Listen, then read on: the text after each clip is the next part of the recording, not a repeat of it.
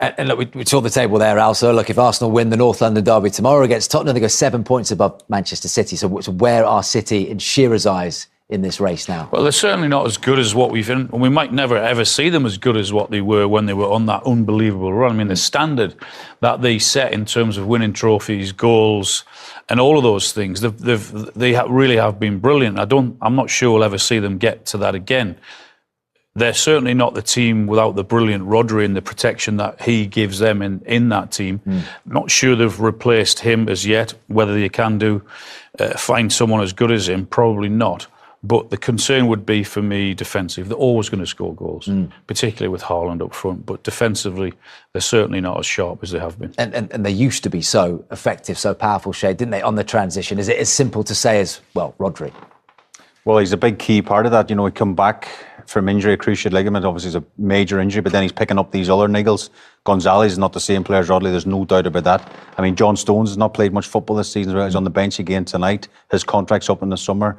So again, I think Al's right, in attacking areas, they've got lots of different options, but defensively, he seems to be chopping and changing a wee bit, especially in the middle of the centre halves position.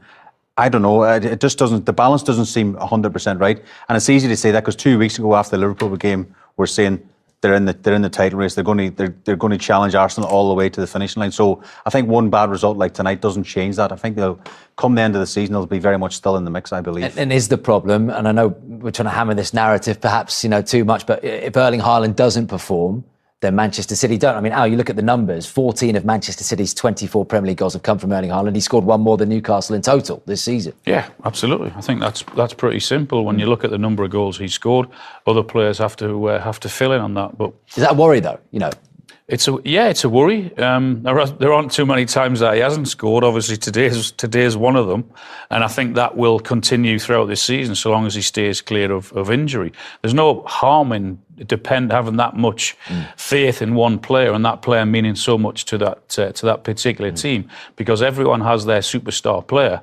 But yet the worry would be is that when he doesn't perform, then other players have to chip in. And Shearer can sleep well tonight for two reasons. 3 points for the Toon Army.